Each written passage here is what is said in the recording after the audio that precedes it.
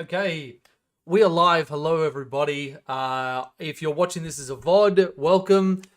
It is an hour off midnight here in Australia. We just had the dataslate drop after the app got updated about an hour before that, where I was furiously having a look through everything. And I thought it'd be good to kind of go through the changes and just kind of see,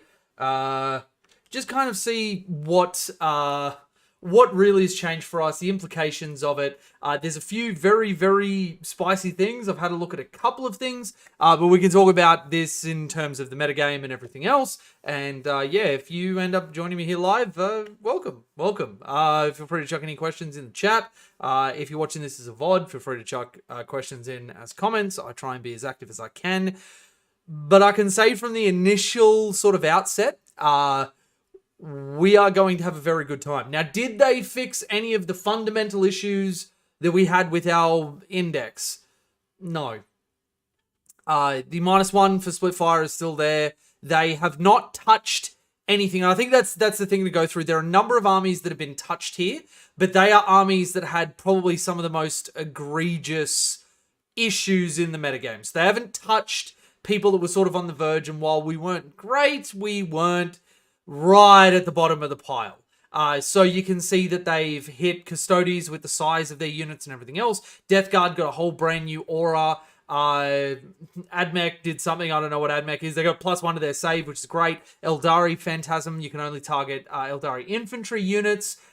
Leagues of Votann, which is really exciting because they're my second army.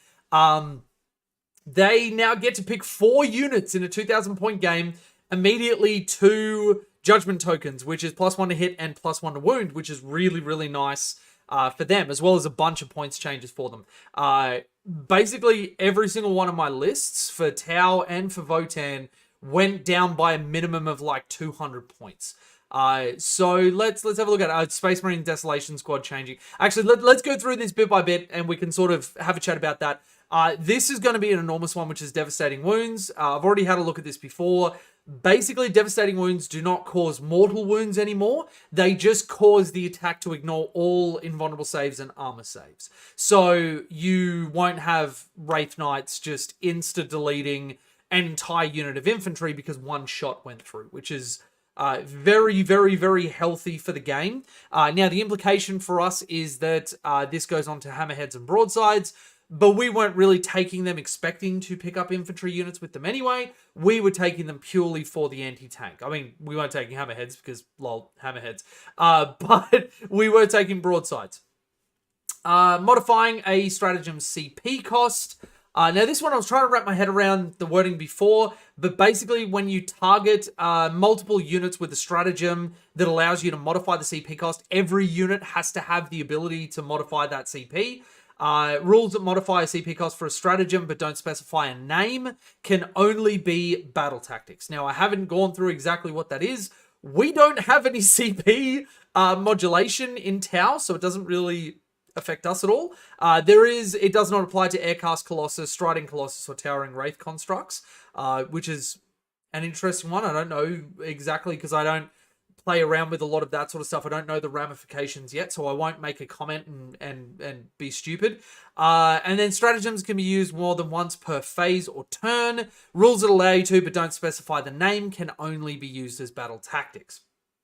Now, Fire Overwatch. So these will affect Overwatch, which is strategic ploy. So it means that they are functionally killing any argument about can you Overwatch multiple times in the same phase or turn or whatever else. You have to have an ability that says that you can fire Overwatch twice. So what have they changed in Overwatch? And I think this change is actually very, very healthy for the game. First off, the unit has to be visible. There is no more out of line of sight Overwatch, which is really, really fantastic, especially because we weren't taking any indirect. Guard, I don't know how this affects them, because they were relying on a lot of indirect, especially at some of the higher tables. Tony Diaz, can you make a short and sweet update video? I've missed the first half. We have just started, my man. But yes, I will be doing this as a curated, tiny little thing. It's just, I'm really excited to chat about this because we got some changes and stuff coming through. So yeah, I figured I'd jump onto a stream, but there will be a more structured short video coming through afterwards. Now, the other thing, so no, you must be visible, and you cannot use it with a Titanic unit. Now, what is the flow-on effect for us? It means that storm surges and Taunar get a little bit worse as a result, but honestly, I wasn't using Overwatch on the storm surge even when I was running it. Mostly because it doesn't have the volume of shots you would want to use that. You really kind of want to Overwatch on your crisis suits, which are throwing out, you know, if you've got a fully buffed up unit, then you've got like 66 shots with a Cold Star Commander with 4 Sibs on him. So yeah, but it also means that this takes down the power of Chaos Knights and Big Knights. Obviously, their Armigers can still do it. That's fine. But it's not any of their big boys. And it also means Eldari, who are just getting slapped around the board through even just this first little bit, they won't be able to do it to you, which is really, really fantastic with the Wraith Knights. Now, Insane Bravery, and this one I was having a look at. This one very, very much impacts my favorite little boys at the moment, the Piranhas. So I'll read through it and see if you can pick it up before I say it. Battle Shock step of your command phase just before you take a Battle Shock test. A unit from your army must take a Battle Shock test. A unit from your army that must take a Battle Shock test. Unit automatically pass. You can only do it more than once per battle. Now, I have had a number of instances where I have moved up for a big play. Somebody has rolled and gone, oh crap. And this happened to a Custodes player. I have failed this Battle Shock test. I can't use -1 damage. I don't have access to any of my other bullshit. And you will control this objective at the start of my next turn until I can take another Battle Shock test. Restrictions, so it only being used once per battle is fantastic, but it now means those Piranhas running up and going Battle Shock, Battle Shock, Battle Shock gets even better. Because OC0 not able to be targeted with stratagems, and also because I charge my Piranhas a lot into stuff that they don't want me to charge. If they want to fall back from you, they have to take a desperate breakout test and potentially destroy models. So this change to Insane Bravery is fantastic because there isn't that, oh, well, I've got a CP, I'm not going to use it for anything else. I'm just going to pass this and potentially ruin your plan. So that's fantastic. I got to catch up with chat before I keep going. Let's go Talvar. Massive drops in my army. I know. Most of my list went down by 200, 300 points. Moria, welcome. I'm going to help with the memes. Only points reduction. Yes, the short and sweet of it is we only got points reductions. There are some core rule stuff that affects us, but the points reductions are massive. Like freaking massive. I am really excited. Mr. Travis, let's go. Looking forward to see if the changes can provide some flexibility options when list buildings. I'm feeling a bit boxed in with my list builds. I have already felt so much better with list building in the hour that I noticed that the app was updated. I was screaming at my patrons to get their app updated in the Discord, which, by the way, become a YouTube member or go to my Patreon in the description. You can get into the Discord and you can chat about stuff. But yeah, it is so good. I've already felt like I have so many more options, including my beautiful little Kroot boys, but I'll get into that. I won't jump ahead. All right, and then the Ruins visibility section. The big change here is that towering models that are within this terrain feature can also see out of it normally. Basically, what this means is that there's no more, unless I'm misunderstanding, there's no clause that allows towering just to ignore ruins. But they can tow onto it, see through it, so they get around that stupid ruin rule where it was you must be wholly within a terrain feature to be able to see out and shoot, but people could see you. So it meant you never wanted to touch a ruin with a vehicle unless you had a point of your vehicle that was, directly around. It's just stupid. Now, aircraft models are the exception to this. Now, our Tiger Shark is not terrible. I think it's a Tiger Shark. And WTC recently ruled that the base size for it is actually smaller than the 6 inches. If anybody's not aware of this, the interaction was that in the core rules, if you cannot come on from Deep Strike or Strat Reserves or whatever else, Strat Reserves, wholly within 6 inches of the board, then you couldn't do anything for your turn. The Tiger Shark, which had a 6.2 inch base or something, basically had to start in Strat Reserves and then could never do anything in the turn that it came down. WTC fixed this by putting it on a smaller base, And now what this means is that aircraft draw line of sight absolutely normal. So this could be potentially a really great buff to an air platform that, yes, is very hard to get your hands on, like any Forge World stuff. But I'm seriously going to start taking a look at that platform just to see if it's viable. Now, that's not a recommendation that you run it, but just giving you guys a look into what my brain does to go through units and strategies and whatever else. So some really good changes there.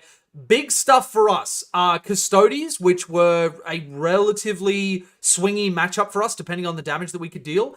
Them being brought in a little bit is really fantastic, not being able to have the six-man squads that we just could not shift because it was so goddamn big. Eldari, Phantasm, only one infantry unit. Exactors got changed so that they are only 10-man squads. So that a lot of Imperium factions are going to get hit with that. I'm actually at the moment, because of an amazing friend that I've got, working on a Sisters army because I've always loved me some Sisters. And they actually get hit by that a little bit as well because exaction squads were just so good. The rest of it, have a read through. Genestealer cults can't infinitely come back, even their battle line units. Leagues of Atan, which is my other army, they are fantastic. Like, from points drops in this change to judgment tokens is really good. And Imperial Knights, only armigers can be affected by bondsmen, which is pretty cool. That's it for the actual, like, rules changes, stuff that they wrote down. Up to reduction is nice. They changed eligible to shoot. Looks like we cannot change for the chain for the greater good anymore. Well, that's fine. If they changed, I will actually have a look at... wait, is it... I can't see it in here. It might be in the rules commentary. I brought that up as well. So I'll go through this after. But at the very least, like, I have played it both ways. I will just be glad that I will not have to look at a billion goddamn arguments among the Tau community about what we do. And we can get back to doing what we should be doing, which is, you know, being a community with each other and realizing that Space Marines are the fucking enemy. Like... am I wrong here? Like, we had Eldari and Deathwatch and everything else out there, and we were arguing with each other. So hopefully that just fucking goes away. Dem sucks. We can't change. I guess for the better because I hated explaining the combo. I know. Yeah, it just something that's nice and simple. I mean, the rule sucks anyway from a flavor perspective. It's too restrictive. There's downsides. So I've just been kind of like, whatever. I will win off tactical play and data sheets or whatever. Imperium will have the Voidsman, 5-man for 50 points. That is a very, very good point. So, yeah, let's get into the Munitorium Field Manual. I think this might be a little bit far in. Actually, maybe not. I want to make it as visible as possible for all of you guys. On Shi, going down to 50 points. No one cares. You're never going to use him. And if anybody's not sure why... the units you attach him to aren't really ones that you want, like, getting into combat or anything else. He can go into, I think it's like strike teams and breaches. But breaches, when they jump out of the Devilfish, you can't charge after you get out. So, whatever. And it's 50 points you could be using on, like, you know, a Cadre Fireblade, which is now 40 points. Oh. Breaches went down to 90 points.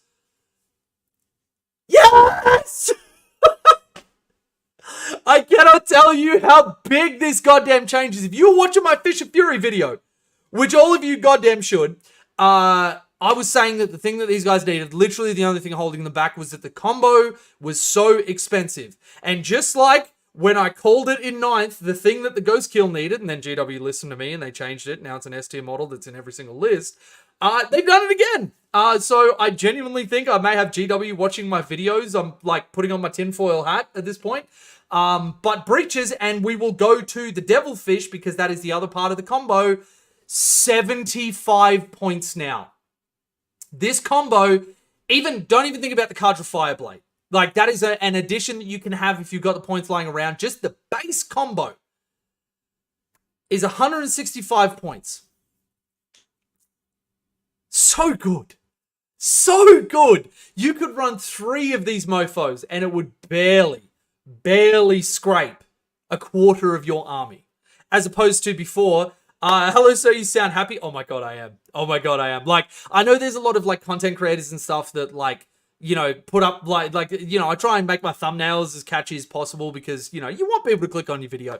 I am genuinely happy. There is no fake, like, whatever. I've actually had a really shitty week, and this has kind of brought me up a little bit, which is really fantastic. So hopefully that enthusiasm kind of, rolls onto you guys. So yeah, the breacher squads. Now, I'm not saying that these are going to be like auto takes, but at the very least, this softens the blow super heavily from, us losing the pre-game moves from Montcar on the Devilfish platforms. You will, because fly changed as well, you will have to be very, very tactical with how you deploy them, not getting them blown up turn one, but also being able to move them. But with the Devilfish being able to advance and have its units inside get out without having to spend CP, that's pretty good. It's kind of a give and take on that. And now that it's appropriately costed, that's fantastic. Though I called the exact way the Dev Wounds works today during the day. Just uses the 9th edition railgun rules. Well, yeah, you did call that early today. I remember seeing that in our chat. By the way, for anybody who doesn't know, Moria is one of the people that's on Team the Pantheon here in Australia. So please give him a lot of love in the chat. He's a really, really fantastic guy. He's the first guy that I properly headhunted to join the team. So yeah. So broadsides. A 3-man unit used to run you 330 points. Now they're 90 points for singles and 270 for a 3. I, off the change to my list, just immediately off the points I gained, just plugged a broadside battlesuit into a crisis heavy list. No problem, like a 3-man unit. It just so good. Like, I think every list of mine is now going to have broadsides in it because from an anti-tank perspective, they are fantastic. Just Seekers attached to them. The railguns are fantastic. 2 shots. Yes, they're less than we get from like the Hammerhead or the Stormsurge or whatever else. But a Stormsurge now, in comparison to these broadsides, you can take like a broadside and a bit, I think. Yeah, a broadside, a singular 3-man broadside unit, a singular broadside on top, and then something else. Maybe like a cut fireblade or whatever. Hey, one of my YouTube members in the chat, Khalija, welcome. We're back. Let's go. Let's go. Let's actually fucking go. So yeah, broadsides are fantastic again. Like the data sheet in the context of the rest of our index is fantastic from an anti-tank perspective. They carry our best anti-tank weapon, which is the Seekers. Oh boy, that's still really, really sad to say. That actually hurts my soul. All right, moving on. Cut Fireblade went down 10 points. That's fantastic. Adds to the combo. If you've got the points, plug him in. Fisher Fury will still work without him, but it just adds something else. Then you can also, if you've got extra points, throw in like a 3-unity devastation and have them guide for somebody else and then get lethal hits on. You got 2 of those boys supporting each other. One unit gets lethal hits, the other one, whatever. Actually, you'll have to think about that. Now that we can't daisy chain, you will really, really have to think about exactly who's sort of going for who. So maybe it's not good on the Fireblade. I'll have to have a think about that. I won't make a comment until I've properly considered it. So, Commander Farsight. We essentially back to 9th edition point values. We're probably pretty close. Yeah, I think we might even be in a better state points-wise and a worse state rules-wise. So, yeah. Farsight, my beautiful boy. For anybody who hasn't seen my posts and everything, hang on. Look at my beautiful little boy. Bask in his glory in the amazing basing that my wife did. My sweet, my love, my only one is apparently super talented at painting as well. He's now 90 points. That's kind of nuts for, you want to get like even just a 3-man crisis unit, put him in it, stealth suit team for a free rapid ingress because none of the core rules changes affected that. And then he just do it out of sight. And then he moves up. They get to do their shooting. He charges, you spend a CP for tank shock, and because he's got a strength 10 melee attack, you roll 10 dice base. If it's more than their toughness, you roll 12 dice, dealing, I think, on average 4 to 5 mortal wounds. As you go in for the charge, and then he just starts, like, slicing. And if he dies, you lost 90 points. Whatever. Commander in Cold Star went down 110. Commander in Crisis, 90 points. Commander in Enforcer, 100. Commander Shadow Sun, 100. Like, They haven't just touched the stuff that was struggling. They've touched the stuff that was still really good. Like, have you talked about Kroot yet? No, I haven't talked about Kroot. We are getting there. We are just on the left side of the column, which, by the way, let me know if it's too small or whatever. I can go further in. But yeah, Shadow Sun at 100. That's fantastic. That reroll aura, the lone operative that she can abuse, all fantastic. Like, these points reductions. I wasn't being hyperbolic in the thumbnail. All right, Crisis teams. 180 points for a 3-man, 360 for a 6-man. So we were at 390 for a 6-man before. 30 points. Oh my god, what's 30 divided by 6? Oh! See, I shouldn't have thought about this live because my brain shuts down. It's definitely a number, I'll tell you that much. But, yeah, so, wait, I can actually just work that out as 60 points per model. Which is not too far off the 9th stuff before you started getting super expensive with, like, layering multiple weapons on. There have been no changes to our weapon systems or anything else, so I still think civs are the way to go, though I do want to play some games fucking around with plasma. As, you know, if what we're looking at I need to look at some of the other points values and everything else, but if stuff like Death Guard and that sort of stuff is on the rise, or Power Armor or whatever, having 3 damage AP3 guns at flat strength 8 might be nice. Now, obviously, it's not volume, but I want to at least test it and know that what I'm talking about is accurate. 5. Thank you, Zero. It is 5. I have a brain. You can't prove I don't. All right, so Darkstrider went down to 60. He suffers. Unfortunately, I don't think this is enough. As the unit that he is to attach to, the Pathfinders, where are you, useless pricks? They went down to 90 points, which isn't too bad, but I really wouldn't, I don't think it brings enough to spend 150 points on this combo. I really don't think it's enough. Ethereal didn't need to be touched, Firesight didn't need to be touched, Ghost Keel went down 10 points.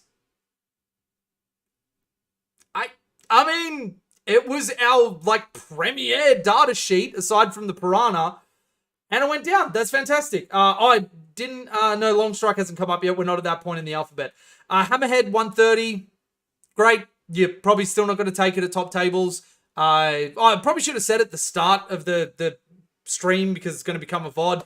All this stuff is from competitive. For anybody who doesn't know me, hi, I'm Jay. I'm one of the highest ranked Tau players in the world. And all of this is for competitive. If you like something, play it. Don't let somebody tell you not to. This is for all the sweaty nerds that want to, you know, do Tau things at top tables.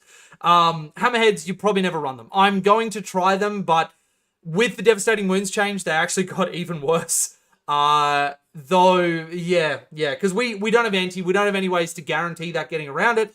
And all of the stuff that you want to shoot at generally is going to have an invulnerable save in some fashion or another. And it just feels bad to lose 12 damage to a 4-up. Kroot Carnivores. This is the big one for me. 55 points for a 10-man unit. I plugged one of these bad boys into my GT list, like, immediately. Now, I had the points to do that, and that's not a recommendation for somebody else to do it based on their list, but 55 points for a 10-man unit that can sit and, like, because if you think about it in terms of, like, what else I would put there, an Ethereal is great. It generates a CP, which is fantastic. But if I'm thinking in terms of, like, the Ethereal can start in strat reserves, no worries. He can come on and do things, whatever.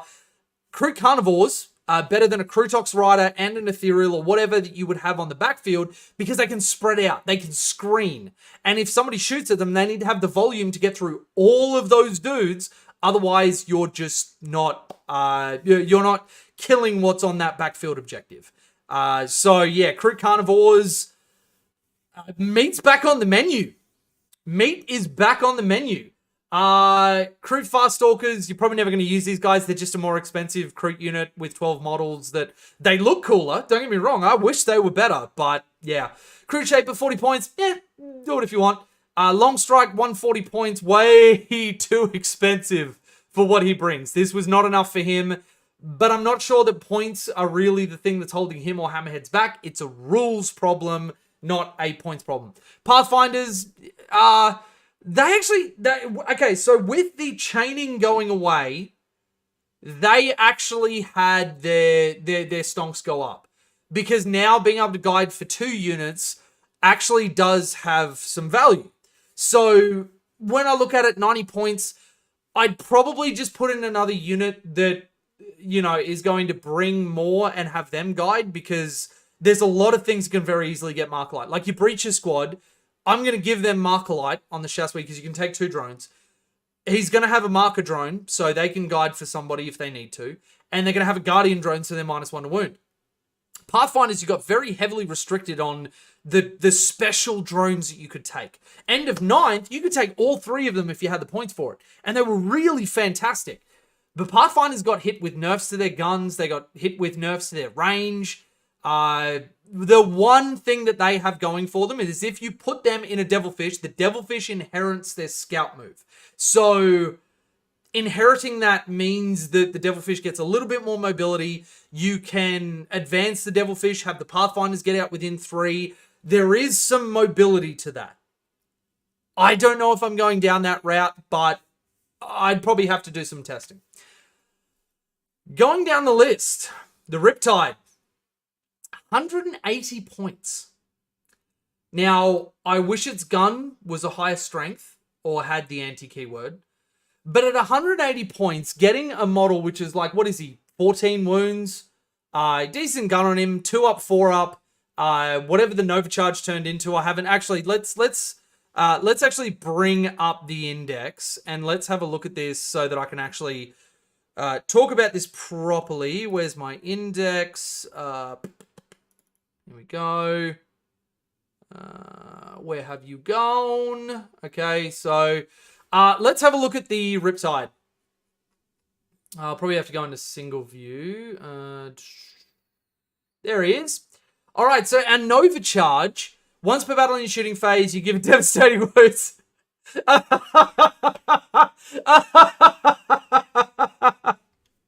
Oh my god.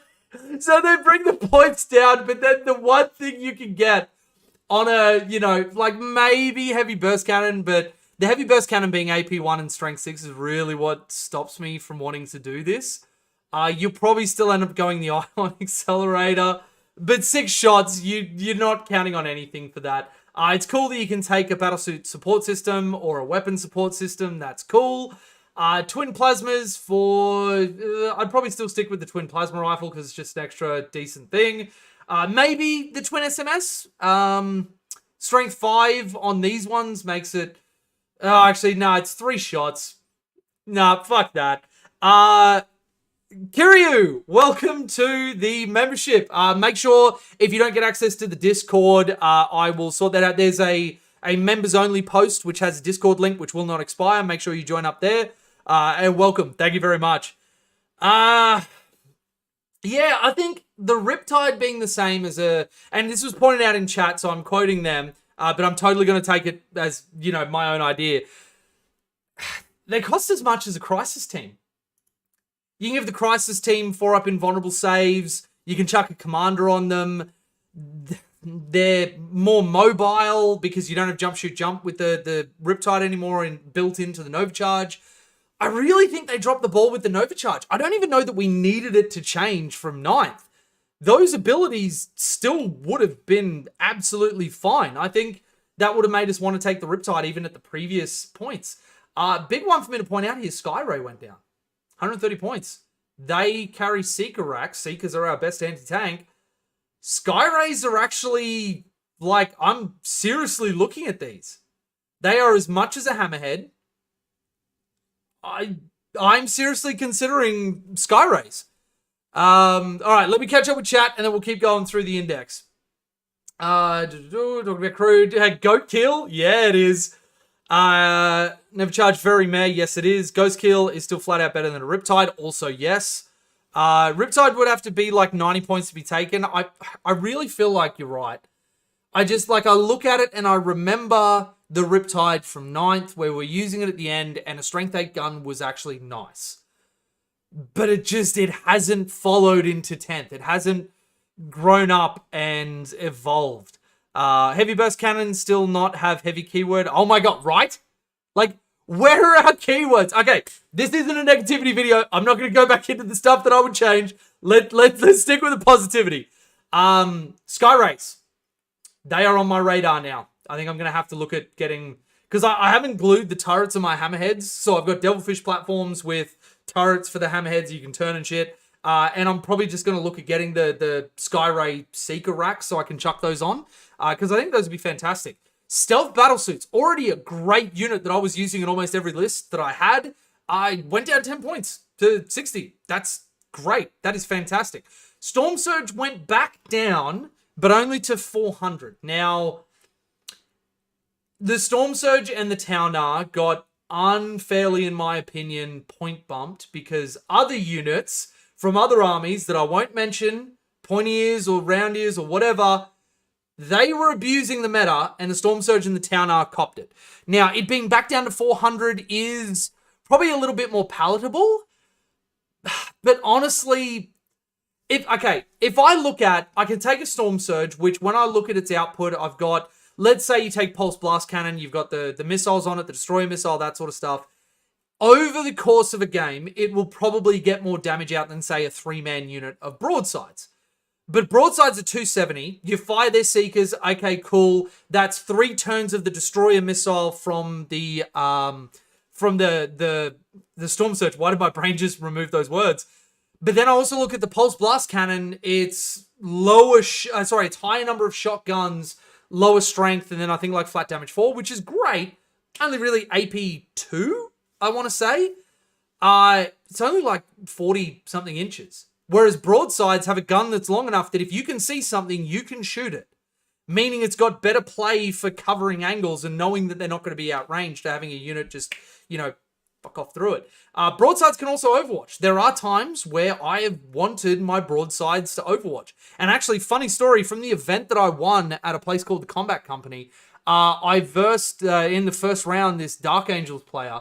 The named character, Azrael, I Overwatched him with the broadsides, hit 2 shots, got a 6 to wound, and then he popped his little, feel no pain thing, mitigated everything.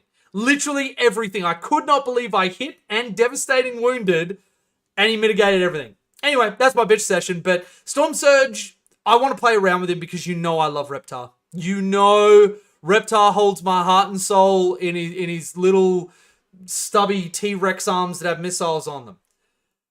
I just don't know. I think from a competitive standpoint, I'm probably going elsewhere because having more on the board feels better. You have more control, you have more options to score, because this is the other side of it. If this was 9th, it might be that we're having a different conversation. But at the moment, with how good tactical secondaries are, which, by the way, if you haven't watched the video that I put out on tactical secondaries, definitely go and do. That decision-making that now exists with tactical secondaries, which are our best option, you need to have stuff that can get out and do those things. You need to be able to get to corners. You need to be able to get to the center. You need to be able to get angles to kill. You need to get, all these different things. You need to be able to do on a moment's notice. And a Stormsurge taking up 400 points and, having to go around buildings and not even getting the benefit of towering anymore. We weren't abusing that. It really helped prop it up. I think the Stormsurge might not be something that I'm considering for competitive. Strike team, you got to spare 80 points lying around, sure. Over a strike team, I'd probably put down a Firesight Marksman, but yeah. Nothing else changed over here. Nothing in the Forge World section except for the Ravana and the Yavara. I don't use these models, so I will abstain from making a comment on them. I'm not a fan of giving an opinion for which I do not have a reasonable amount of experience or knowledge to make a comment on. And I really feel like more people in the world should take that opinion. But anyway, I won't comment on these. 200, 210, sure. If you're using them, you probably just got a nice little points drop. Should you run out to Forge World and grab one? My gut says no. But yeah. Did I miss the discussion for the eligible to shoot change? No, you didn't. So let's go and let's actually just do a control find. And... no, eligible targets. Oh my god, eligible is going to come. Okay, so here. Eligible to shoot. When equipped with ranged weapons. So I think what they've done in the brackets here is that they're still maintaining eligibility to shoot for melee units or whatever, because there's things like, being eligible to shoot allows you to perform certain actions with secondaries and whatever else. And rather than going through the entire headache of rewriting that, because they are very poorly written, they're putting this clause in there. Unless the rule specifically states otherwise, units that have shot are no longer eligible to shoot until the start of the next phase. This basically just buries. Oh, and they've actually got a second one. When not equipped, unless a unit advances or falls back or locked in combat, it is eligible to shoot. This is good to have, because this argument was raging way, way, way too much. And I said at the start of my stream, now we can just move on. This shit has been going too long, and we've been forgetting that the other armies are the enemy, and people have been like infighting, which is always just so dumb. Just so dumb. The argument's dead and buried. If you enjoyed a bit of daisy chaining, then cool, you got to play the rule in a different way. If you were doing pairs of units the entire time, then power to you. That was your choice. Now we have this. TOs can actually enforce this as a rule. No more arguing, no more carrying on. This is how the army rule works. We push forward. So that is the change to eligible to shoot. This is a long-ass document and is probably outside of the scope of what I'm doing here. Is there any red that pops up to me? Because red, thankfully, they're actually marking where something has changed, which is a big departure from what they did before. It looks like that may be the only... vehicles with bases. So this one might be big.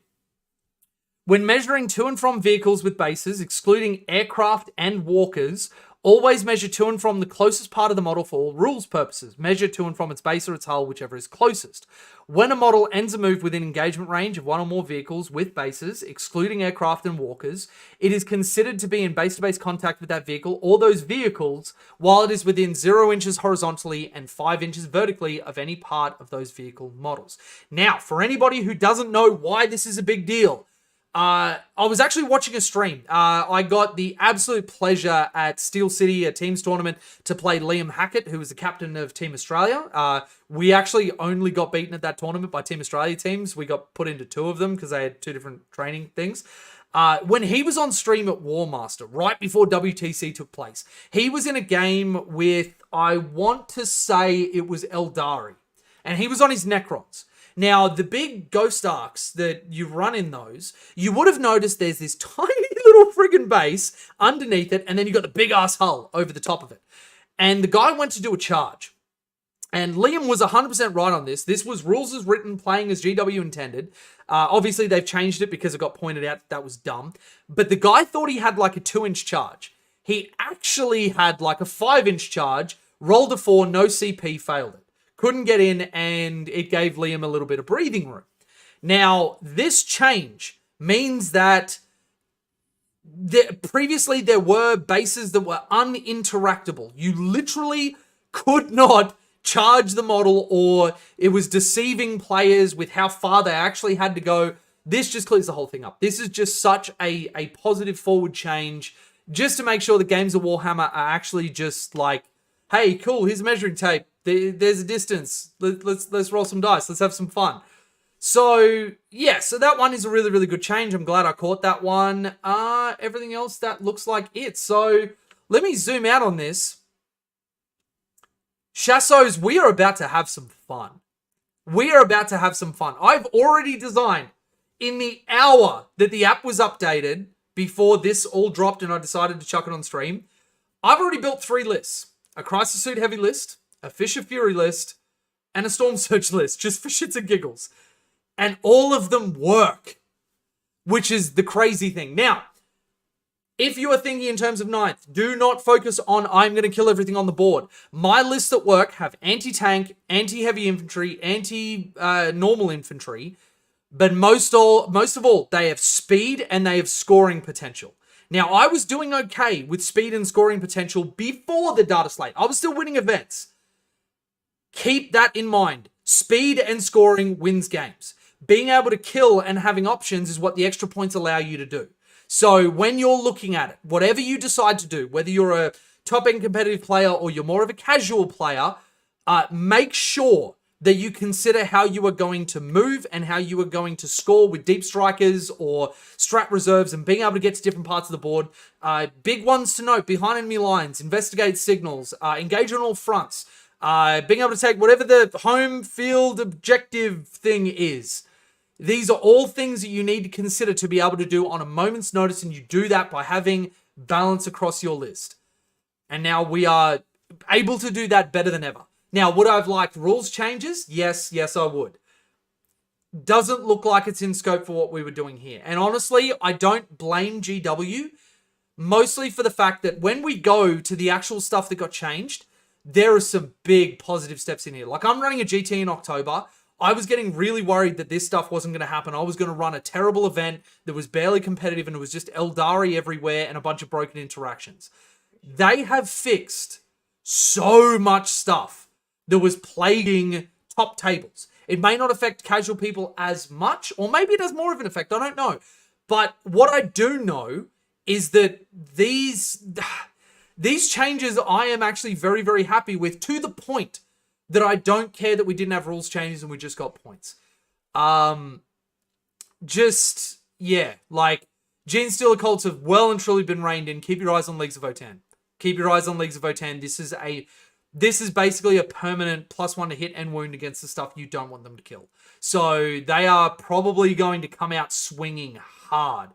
Death Guard, I think, may be another thing that we have to sincerely look at, because if I go to their... Where's their thing? Nope, we've gone all the way up to the Devils. Nope, we didn't go there. None of you saw anything. It's too far. Drakari, Death Watch, Death Guard. Look at the red on this sheet. Look at the red that they've gotten. And this is the other side of it. If you want to be a more competitive player, you need to make sure that you look at not just your changes in a vacuum, you look at your changes relative to everybody else. The top armies have come down, and from what I can see, they've come down pretty hard. Most of the Eldari players that I spoke to in the hour between app updated and when I started streaming, most of their lists went up by 200 points. Even some of the non-Wraith Knight lists. So, yeah. Nobody thinks the Death Guard is getting more expensive, but if I go to, where's my Eldari? Red on them. All of these, I'm fairly certain, are more expensive. Warwalker's definitely more expensive. I think it was 90 before. Wraith Guard have definitely gone up. Wraith Knight went to 510. Fire Prism went up to 180. Farseer on Skyrunner. Farseer, Eldrad, Dark Reapers. Dark Reapers? I don't think many people were taking them. Avatar of Cain had to go up. Autark Wayleaper went up. Night Spinners went up. Like, they have just hit all of the most egregious examples. Shadow Spectres definitely need to go up. They were fantastic. Hornets went up. So they've simultaneously hit the Wraith Knight lists, and they've also hit the Bright/Darklands lists. So in terms of where we're sitting, Custodi's getting more expensive. I think we have actually just gained a significant power increase, even without rules changes. So, yeah. If you got any questions, I'll field some now. We'll hang out, we'll chat for a little bit. It is almost midnight, and unfortunately, I got roped into taking a certain somebody to the mechanic tomorrow. So, I will have to get some sleep at some point. But if you got any questions, chuck them in now. It'll be in the VOD, and other people can review them, and you can be like, hi, YouTube. There's like, I don't know, 1,000 people looking at me. Yay, I'm famous. I was late to hear your opinion on the Kroot Carnivores, but still need someone to celebrate with. Absolutely, we should celebrate. Kroot Carnivores, 55 points per 10. I am going to use them. They are cheap chaff, as they should be. They are going to flood my board and make it so there are no deep strikers where I don't want them. And if you kill them, it was 55 points. Whatever. Go fuck yourself. On a scale of 1 to 10, how much did we win this balance update? Do you know, honestly, I may put us at like an 8 or a 9 for winning this data slate. Now, I haven't looked at everything. But I feel really, really good with the changes that we've had. Most of the competitive lists that I was winning events with went down by 200 points, which is not an insignificant margin. I pulled out some, little like cheap stuff that I threw in just because I had nothing else to put in. And in some instances, I just randomly threw in like a 3-man broadside unit where it didn't belong. And I'm like, cool, I got even more anti-tank now. That's awesome. I'm even going to, just for shits and giggles, I'm going to try and field 9 piranhas in 3 units and just see how much the people on the other side of the table want to throttle me and punch me. But, yeah. Are strike teams worth using now? I don't think so. I think the data sheet is still bad enough that for what they offer, I would rather spend 20 points less and put, or 25 points less and put on a unit of Kroot. And because those points start to add up, I really want my points being spent on some of the bigger, more impactful stuff like Tetras, Piranhas, Crisis Suits, Broadsides, Ghost Kills, Commanders, the Fish of Fury with Breaches and Devilfish, even if I don't take a card to Fireblade. I don't think strike teams offer enough from a data sheet perspective. I feel like they suffer from the same thing the Riptide suffers from, which is not a points issue, or the Hammerhead is another great example. It's not a points issue, it's a rules issue. And they just don't offer enough when I look at option A, B, and C. C, being the strike team, just doesn't give us enough to win out over A and B. In a vacuum, they might be fine. But when compared up to everybody else, not so much. It's like, you know, if I'm like, hey, I can go and spend the day with my dad, or I can go and spend the day with Henry Cavill. I'm sorry, Dad. You're eating alone. That's... Nah. I have a great dad, by the way. He's going to hate me for making that joke. Does the Devastating Wounds change include a Feel No Pain save?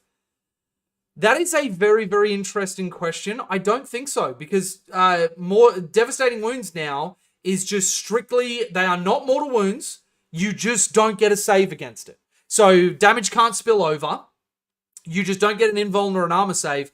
So the broadsides did lose that, but at the same time, I would rather not have mortal wounds able to pick up a broadside in a bit from like a Wraith Knight, rather than be like, oh, well, I might have a Feel No Pain against these. Because anybody that's played me, I don't win games because of incredible dice. I win games because of tactical decisions. Ones are my most rolled number for... I don't know who I pissed off. I'm pretty sure I, like, spat on an Aztec god in a previous life or something, and I'm just, like, permanently cursed. Kroot also have stealth when compared to strike teams. Also, yes, 60 points for a stealth team. Easier to hide. Better save. -1 to hit, and they have the homing beacon so you can rapid ingress for free. They also carry a fusion blaster. Just because. Kroot also have stealth. Oh, sorry, I misread your thing, but same thing. Kroot also have stealth, -1 to hit, which is fantastic. Breaches, you take a Guardian Drone, and yes, the strikes can take the same thing, I'm fairly certain, but -1 to wound, I don't know is enough because we're T3. It's nice against the breaches for any counter punch and may come into play to not lose the whole squad in one go and make them commit more shooting or melee or whatever else. But if you've got a strike team on the back of the board that you don't want to go off your, let's say your home field objective, and somebody gets an angle on it or they deep strike or whatever else, and they pick that up and you don't get primary the next turn, that kind of sucks. Kroot Carnivores, -1 to hit, that may come into play, and... really, I would go from -1 to hit to -1 to wound almost any day of the week. Shadow Sun is 40 points here. Was it actually full 40 points? Means Custodians got a nerf from that? Yes. Yes, they did. That Feel No Pain will come into play a lot less. Which is kind of nice. It's kind of nice. It means that actually, our broadsides got even better against Custodians, because now we can just go, you have no armor, you have no invulnerable. I roll my 6s to wound. Plug in the stealth teams, get them to guide the broadsides, and re-roll those 1s to wound. Hopefully you get some 6s. That's actually not a terrible way to go, honestly. I think, yeah, like, I would have loved for the -1 to our army rule for splitting fire, because that is probably my biggest problem. Like, everybody argues over For the Greater Good being paired or daisy-chained. I never actually really cared about that. I played it both ways, and I found that I was successful either way, which I feel like is more the mark of a good player, that you don't get dragged down in the weeds about it. I actually just found that I'm like, I don't want to take split weapon systems. I will just take all Sibs, because if I do decide to split fire because I want different profiles for different targets, Sibs just kind of do everything. And I can just opt not to get guided and then just go, cool, I'm going to spray everything on 4s and whatever. Like 66 shots are going to do what 66 shots do. So yeah, as a casual player, excited to try and shove some Farstalker Kroot in. They do look so cool. Farstalker Kroot do look so cool. I really, really wish that they had have just, I don't know, given them rules that make them stand out. I feel like they suffer from a very, very similar thing as what I was saying before with the Riptides and whatever else. They just don't have an identity that makes you go, oh yeah, I really want to take these from a competitive standpoint. It's more just like, it's the reason why like I will try and plug Farsight into every list I can, or take a stormsurge when I can, because I know I'm just gonna fuck around and it's kind of fun to do that. Man, I was thinking of buying a Shadow Sun and Darkstrider today. Shadow Sun will never be a bad investment. Darkstrider I have, but I haven't painted yet. I bought him with some winnings that I had.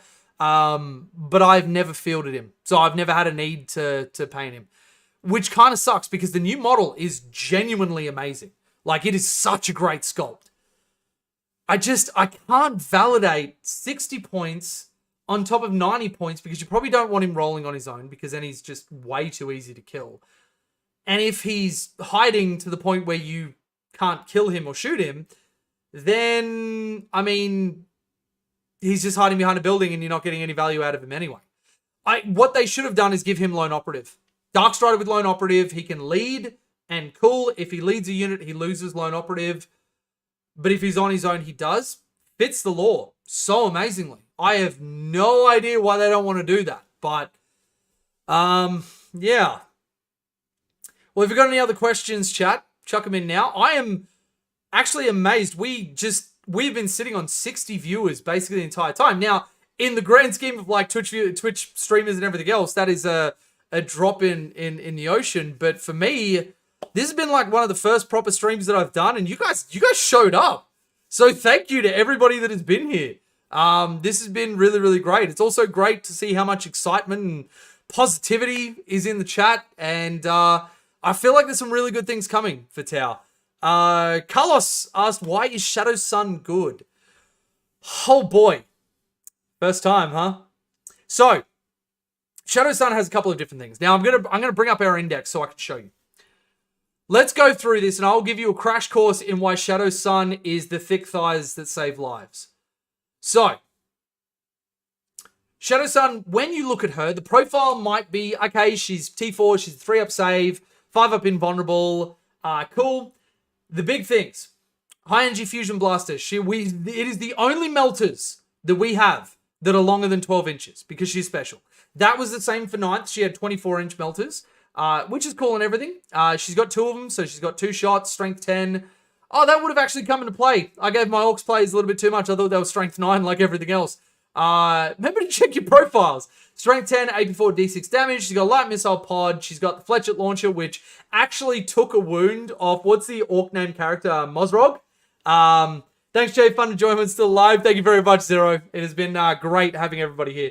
Yeah, Mozrog or whatever his name is. That was -1 to wound. He's like a 2-up armor and something else or whatever. And the Fletchet launcher actually took a wound off him. I've never celebrated so hard in my life.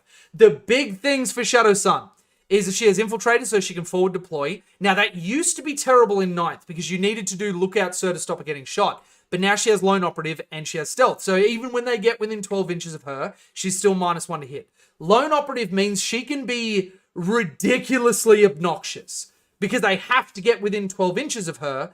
And even when they do, they're -1 to hit and all that sort of stuff. She is eligible to shoot in a turn in which she fell back, which means they can't tie her up with just shitty little chaff that whatever. And because she's got fly, then she is more than able to get herself out of sticky situations. She also gives reroll 1s, which is actually a very, very rare aura for you to have in the current edition. And rerolls, especially free rerolls, which aren't attached to guiding whatsoever, is really, really nice. Then she's got a Guardian drone, so she's always -1 to wound from a ranged attack. And then when a Tau Empire unit is within 6 inches of the bearer, when they are the target of a stratagem, roll a d6 on a 5-up, you get a CP. I'm not going to lie, I completely forgot about this in all of my games. I probably would have had more CP and won even more than I did. Wow, this is not me coming off well. Oh, boy. So the big thing is that, obviously look at what she's attached with. Fletcher, 2 of the fusion blasters, missile pod, and then all of the drones. And what you've got is a centerpiece that now for 100 points can sit almost anywhere on the board as long as you pre-measure so that people can't get within 12 of her. Or even if they do, maybe they don't have the guns to deal with this particular target. She's -1 to hit. She's -1 to wound. Just really obnoxious and able to be in positions to either, and I've done this a lot, denied deep strike has been the biggest thing that I've used her for. Putting her at a point in the board that they can't deal with and they would like to bring somebody down and they just can't because she's stringing out from fast piranhas and tetras and everything else and filling the gaps in between with something that they can't shoot at. So she is just really fantastic. Really fantastic. And to be honest, because I didn't, at the point of first impressions, didn't understand the power that we were talking about with the reroll aura because I was used to that being very plentiful in Ninth, and Lone Operative and just how good it is to abuse, I didn't think Shadow Sun was going to be as good as she was, but, stupid is me, who learned very, very quickly that this is one of the best keywords that we could get. We didn't get any other keywords, but we got a lot of Lone Operative. We got a lot of Lone Operative. So that, in a very, very condensed form, is why Shadow Sun is great. Thanks for hosting, buddy. Great to catch up on the comings and goings of Tau. Appreciate your input. My absolute pleasure. Thank you, everybody, for being here. Did Kroot get OC? Kroot Carnivores should have OC. I think it was only Kroot Hounds that had a 0. Unless I'm wrong, in which case I will again look like an idiot, but this is why we do it. Yeah, they're OC 1. So if you got a 55-point unit that's got an OC of 10, if they're all standing on there, Scout Mover 7, Stealth. If you get to destroy an enemy unit in the fight phase, cool. This used to be a stratagem, but they used to also have AP on their melee weapons. But they are basically just a cheap chaff unit, which is really all we want them for. Like, nobody was calling for Kroot to be killing. Like, I would love them to be proper melee units, but it's pretty clear that that's not going to happen at this point. But yeah, Kroot stonks went really up. Like, I will say the biggest winners for this entire update is Fisher Fury, Broadsides, Kroot, and probably the Skyray is my sneaky little, because it was already good. It was already good, but now for 130 points to have what is it, like D3 plus something? Oh no, camera's stuck. Okay, yep, sorry. It looks like we just had a software crash. Let's, I'm really glad it decided to stop when I was like mid-sentence looking like an absolute boob. Like, I don't know if that could have stopped at a worse time. Still, okay, you know what I'm going to do? I'm just going to kill the camera because, like, I like to be on camera, but we've kind of done it. Sorry, meant Hounds. Yes, the Hounds are still OC0, which kind of sucks. Apologies to everybody that I've had to turn off the camera, but for whatever reason, well, actually, I know what the reason is. My rig is kind of dying, and I've got to look at what I'm going to do to eventually upgrade and fix this, because I think my rig is like 4 or 5 years old now. Yeah, so... yeah, I like everything that we were already taking got a little bit better and a little bit cheaper, which means that we have room for other things to really shine. Like, we didn't need the stuff that was doing well to get more expensive. To be honest, I would have even been okay if they didn't move in points, but I am ecstatic that they did move in points because now I can plug in things that were good, but just weren't good enough or weren't cheap enough to plug in. And I'm going to be building so many lists. I am going to be so heavy into list building. Tig Bitty Tau propaganda. I have no idea what you're talking about. That's blatant lies. Yeah. Oh, but the Guardian drone gives -1 to wound, and the advance gives the same. Why? Do you know, honestly? I don't know. I think maybe it's Well, it was a holdout from the previous edition. I'm pretty sure the old Guardian drone... Did it do the same thing? I can't actually remember because we never took it because you had to pay points for it. And we were just like, nah, we'll just take them raw. But yeah, I don't know. It's advanced because it's Shadow Suns and nobody tells the Supreme Commander that she doesn't have special toys. Who knows? Who knows? But thick thighs save lives. Yes, they do. Yes, they do. Don't want them sticky, but I love them sticky. Oh, that felt dirty to say. Well, with that terrible, terrible sentence, all of my chassos, thank you for being here for the stream. For everybody who showed up later, this will be immediately available as a VOD, or like however YouTube does their like rendering and whatever else to make it available. I had my little intro spiel at the start, but this has been really, really fun. I'm really, really glad we had such a massive turnout coming to talk about the changes, and I hope you guys are excited because I am really, really excited as well.